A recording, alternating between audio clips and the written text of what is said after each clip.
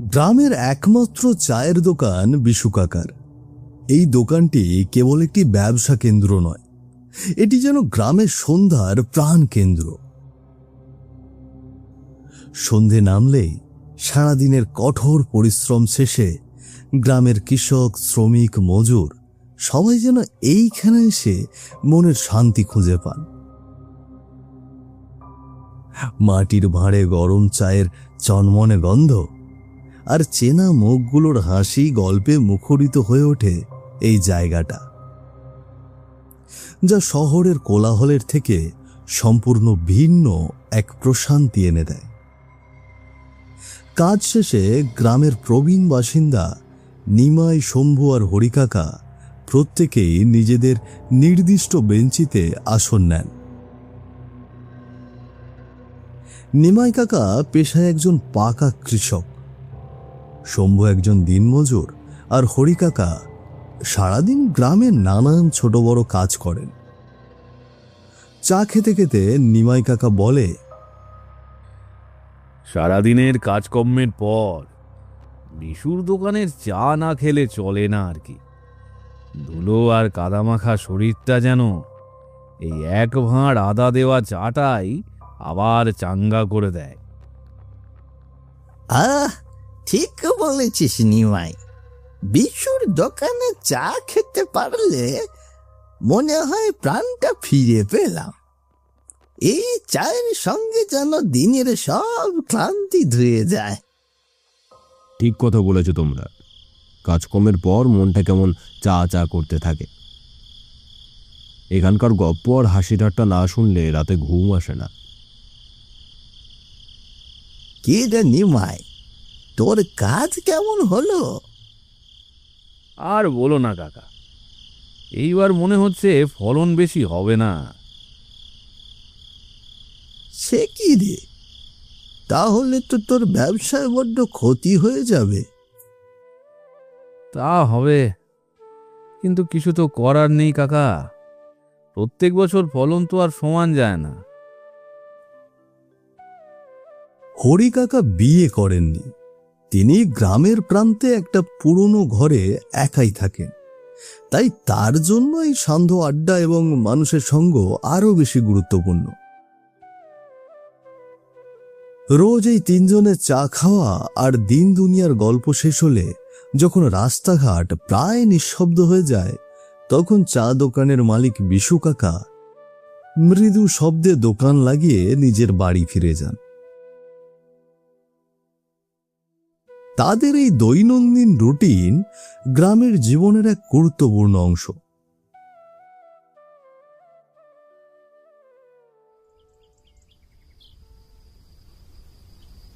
গ্রামে আজকের সকালটা সবার মনে দুঃখ এনে দিল।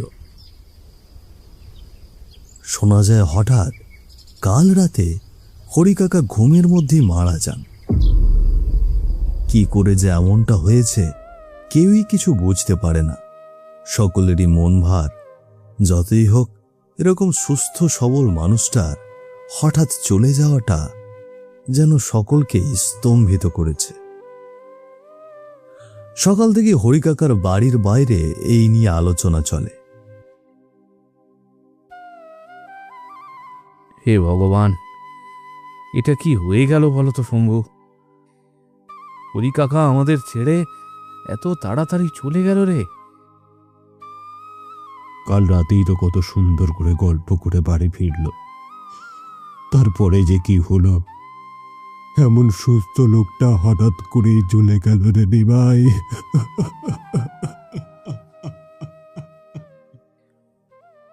বিশু রে, হরিকাকা তো আর আসবে না তোর দোকানে চা খেতে, আর কোনো দিনও আসবে না। গতকাল রাতেই কথা হলো, এরকম সুস্থ সবল লোকটা ঘুমের মধ্যেই চলে গেল রে নিমাই। আমাদের হরির মতো ভালো লোক আর দুটো হয় না। অনেক তাড়াতাড়ি চলে গেল আমাদের হরি। গ্রামের সকলে মিলে হরিকাকার দাহ কার্য সম্পূর্ণ করবার ব্যবস্থা করতে থাকে। নিমাই ও শম্ভুর মতো সকলেই হতবম্ব।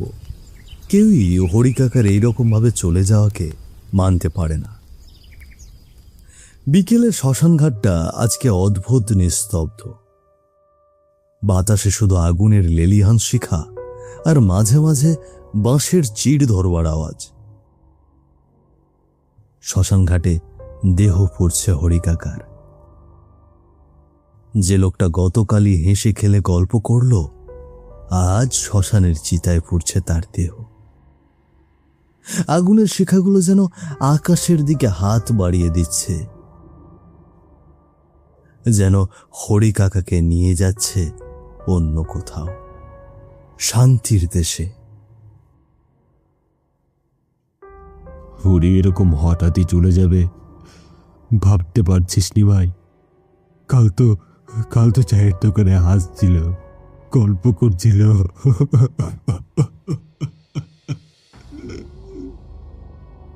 হ্যাঁ রে, এখনো কানে বাজে ওর গলার আওয়াজ। মনে হয় এখনই কোথাও থেকে ডাক দেবে। মানুষটা সত্যিই বড্ড ভালো ছিল রে। কোনো দিন কাউকে কোনো কটু কথা বলেনি। আমার দোকানে রোজ বসে থাকতো। এখন থেকে দোকানটা কেমন ফাঁকা ফাঁকা লাগবে রে।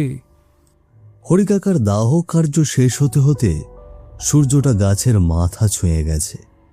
ধোঁয়াটে বাতাসে একটা অদ্ভুত ঘ্রাণ, যেন হরিকাকার জীবনের শেষ নিঃশ্বাস ভেসে আছে সেই ঘাট জুড়ে। চল শম্ভু, ফিরে যাই চল। হ্যাঁ রে চল, মনটা আজ কেমন ভারী লাগছে। হরিকাকার দাহ কার্য সম্পন্ন করার পরেই সকলের মন খারাপ। গ্রামের প্রতিটি মুখে আজ একটাই ভার, একটাই শূন্যতা। নিমাই, শম্ভু এবং গ্রামবাসীরা হরিকাকার শেষ কাজ করে নিজেদের বাড়ি ফিরে যায়, কিন্তু কেউই বুঝতে পারে না এই বিদায়টা সত্যিই শেষ কিনা।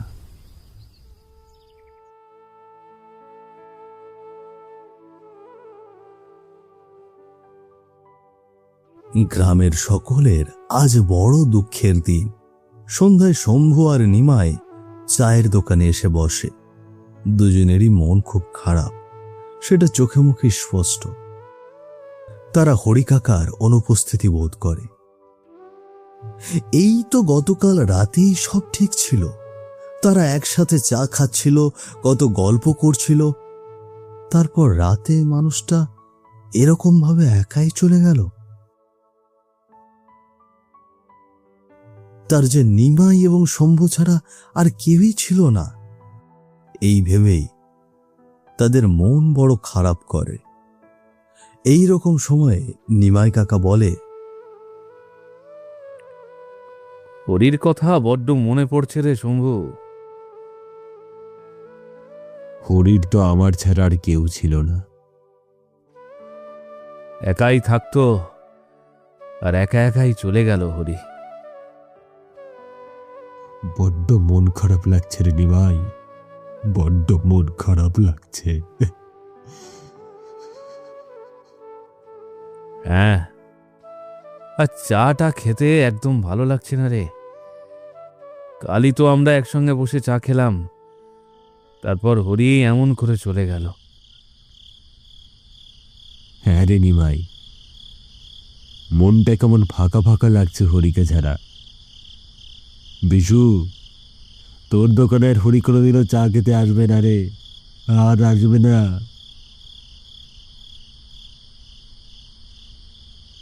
চায়ের দোকানের মালিক বিশুর মন ভার।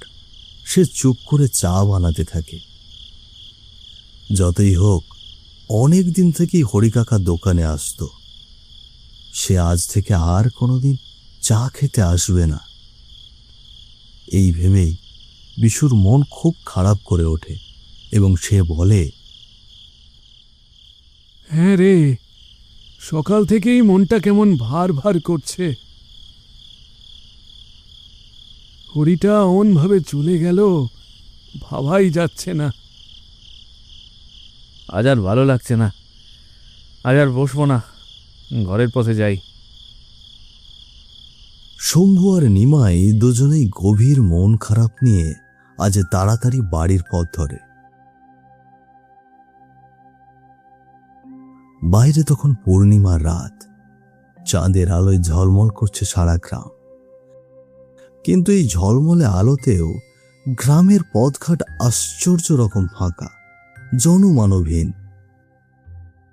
চারিদিকে এক নিস্তব্ধতা বিরাজ করছে, যেন প্রকৃতির নিজস্ব এক নীরবতা।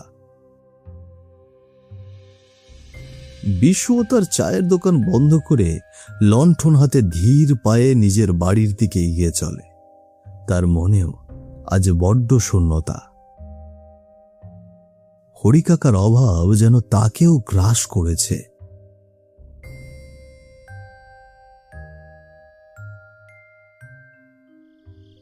চা দোকানের মালিক বিশুকে রোজকার মতো সেদিনও নিজের বাড়ি ফেরার সময় হরিকাকার বাড়ির সামনের আলোহীন ঝিঝি ডাকা রাস্তা দিয়ে ফিরতে হয়।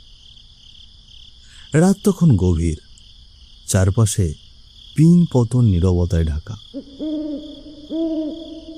রোজকার মতো হেঁটে যখন সে হরিকাকার বাড়ির সামনে পৌঁছয়, তখন হঠাৎই সারা শরীরে এক অব্যক্ত জমাট বাঁধা হিম শীতলতায় ভারী হয়ে আসে।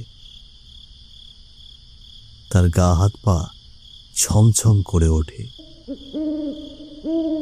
যেন মাটির নিচ থেকে কোনো অদৃশ্য শক্তি তার চলার পথ আঁকড়ে ধরেছে।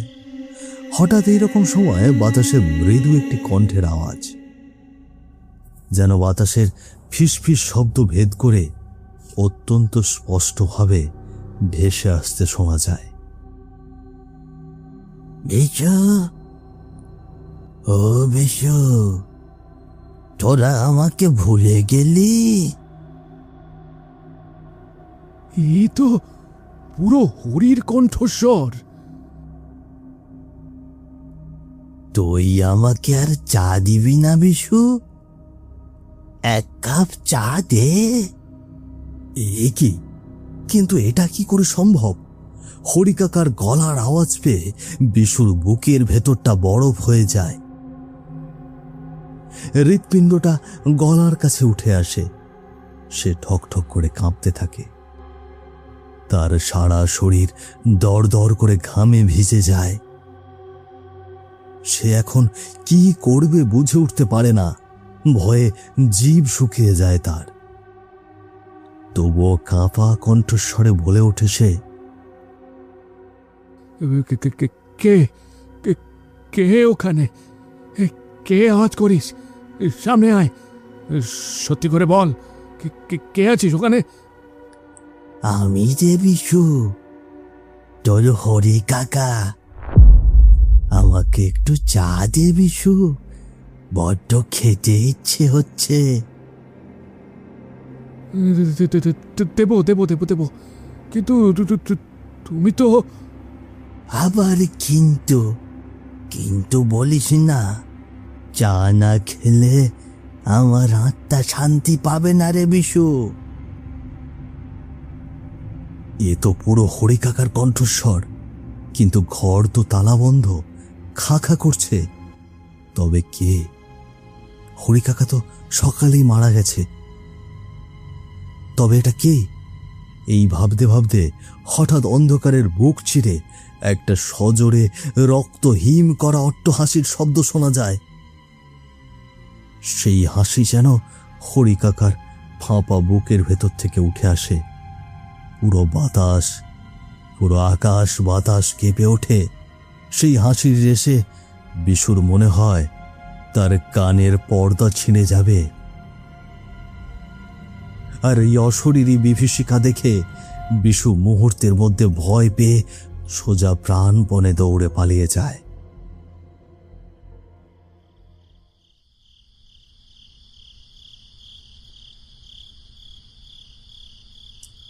ঘুমের মধ্যে হরিকাকার এইরকম আওয়াজ শুনে নিমাই চমকে ওঠে। বিছানার চাদর আঁকড়ে ধরে কান পেতে থাকে। ঘরের জানালা দিয়ে চাঁদের আলো ঢুকে পড়েছে। বাইরে মরা নিস্তব্ধতা, বাতাসের আওয়াজ যেন থমকে গেছে। বিশু ভাবে স্বপ্ন দেখছে নাকি, কিন্তু ঠিক সেই সময় নিমাইও শুনতে পায় একই আওয়াজ, ঠিক হরিকাকার মতোই, হাসি মিশ্রিত সেই চেনা ডাক। কে কে আছিস বাইরে? সামনে আয়। নিমাই, কে রে নিমাই? না মানে তুমি তো আজকে সকালেই। আমি হরি রে নিমাই, আমাকে ছেড়ে একা একা চা খেয়ে নিবি? রাতটা যেন শেষই হতে চায় না।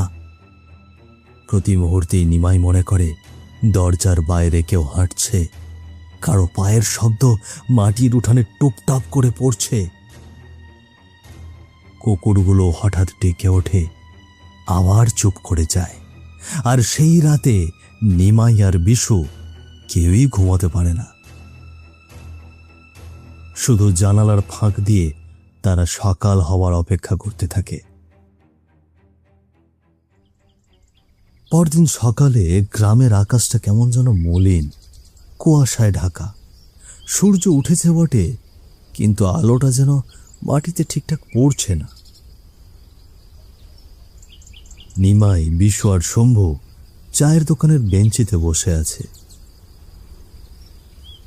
তিনজনের মুখেই চিন্তার ছাপ। কেউই ঠিক করে উঠতে পারছে না গত রাত্রের ঘটনাটা স্বপ্ন ছিল না বাস্তব। ধাঁধা কি করে হবে রে নিমাই? আমি গতকাল নিজেই শুনেছি হরির আওয়াজ, ওই হাওয়ার ঝাপটা। মনে হচ্ছিল কেউ পাশে দাঁড়িয়ে নিঃশ্বাস ফেলছে। আমি তো আগেই বলেছিলাম ঘটনাগুলো সাধারণ না। কিছু একটা উপায় বের করতে হবে, নয়তো হরির আত্মা শান্তি পাবে না। নয়তো হরি আবার আসবে। ও রাতের বেলা সারা গ্রাম ঘুরে বেড়ায়। গ্রামের শেষ প্রান্তে যে একটা বটগাছ আছে, সেখানে একটা তান্ত্রিক বাবা আছে, তার কাছে যাওয়া যায়। হ্যাঁ, আমিও শুনেছি ওই বাবা খুব জাগ্রত। ওকে সবটা বললে নিশ্চয়ই কোনো রাস্তা বের হবে। যাওয়া দরকার রে, বাবা ঠিক পথ দেখাবে, তাহলে কিছু একটা করা যাবে। তিনজনেই তখন স্থির করে আজই যাবে ওই বটগাছের তলায়। তারা জানে না ঠিক কোন পথে যেতে হবে, কিন্তু অন্তরে এক অদ্ভুত টান টান উত্তেজনা। গ্রামের বাইরের মেঠো পথ ধরে তারা হাঁটতে থাকে। ধান ক্ষেতের গন্ধ, বাতাসে শুকনো পাতার শব্দ, দূরে কোথাও একটা শকুনের ডাক, এই সব মিলিয়ে চারপাশে একটা গা ছমছমে পরিবেশ। তান্ত্রিক বাবাকে দেখতেই তাদের মনে একটু শান্তি আসে। মনে হয় যেন এই মানুষটাই সব রহস্যের উত্তর জানে।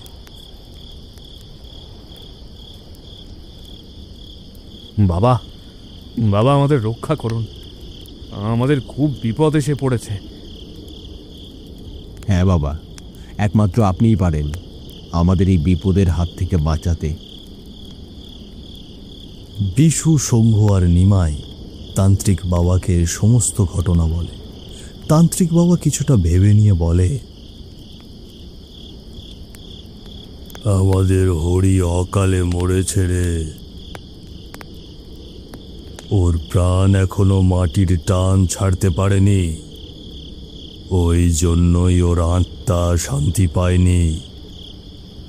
যতক্ষণ ওর আত্মা শান্তি না পাবে, ততক্ষণ তোরা কেউ শান্তি পাবি না। ও এই গ্রাম ঘুরে বেড়াবে, চায়ের দোকানের ধোঁয়ার মধ্যে, কথার ফাঁকে, রাতের হাওয়ায়। তান্ত্রিকের এমন কথা শুনে নিমাই আর শম্ভু হতবাক হয়ে যায়। কেউ কিছু বলতে পারে না। তাদের মুখ শুকিয়ে যায়। হঠাৎ শম্ভু কাকা মাথা নিচু করে বলে ওঠে, তাহলে কি করতে হবে বাবা? কি করলে হরি শান্তি পাবে? তোরা আমার কথা মন দিয়ে শোন। আজকেই মন্ত্র জপ করতে শুরু করতে হবে। মন্ত্র পড়ে ওর অতৃপ্ত আত্মাকে শান্তি দিতে হবে। আর রোজ চায়ের দোকান বন্ধ হওয়ার পর 1 কাপ চা দোকানের বাইরে রেখে দিতে হবে। ওর আত্মা ওই চা গ্রহণ করলেই শান্তি পাবে। যদি কোনোদিন ভুল হয়ে যায়, যদি 1 রাতও চা না রাখিস, তাহলে ওর আত্মা আবার জেগে উঠবে, আগের চেয়ে আরো বেশি শক্তি নিয়ে। তান্ত্রিকের কণ্ঠে এমন গাম্ভীর্য যে 3 জনের শরীর কাঁপতে থাকে। বাতাসে যেন শীতের ছোঁয়া আসে, পাখির ডাক থেমে যায়। ওং রিং ক্রিং চামুণ্ডায় নমঃ। ওং রিং ক্রিং চামুণ্ডায় নমঃ। ওং রিং ক্রিং চামুণ্ডায় নমঃ। ওম ফট স্বাহা। ওম ফট স্বাহা। ওম ফট স্বাহা। ওম ফট স্বাহা। এরপর মন্ত্র পড়া শুরু হলে সবাই হরির আত্মার শান্তি কামনা করতে থাকে এবং তান্ত্রিক জোরে জোরে মন্ত্র পড়তে থাকলে হঠাৎই বাতাসে হরিকাকার হাসির আওয়াজ শোনা যায়।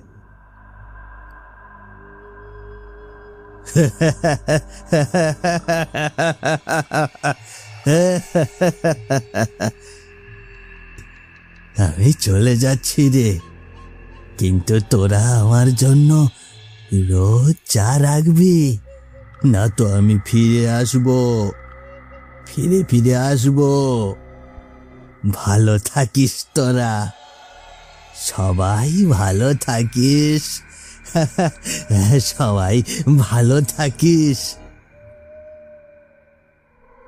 এবং তান্ত্রিক জোরে জোরে মন্ত্র পড়তে থাকলে হঠাৎই বাতাসে হরিকাকার হাসির আওয়াজ শোনা যায়। এই কথা বলতে বলতে যখন আওয়াজটা হাওয়ায় মিলিয়ে যায়, তখন সবাই বুঝতে পারে হরিকাকার আত্মা শান্তি পেয়েছে।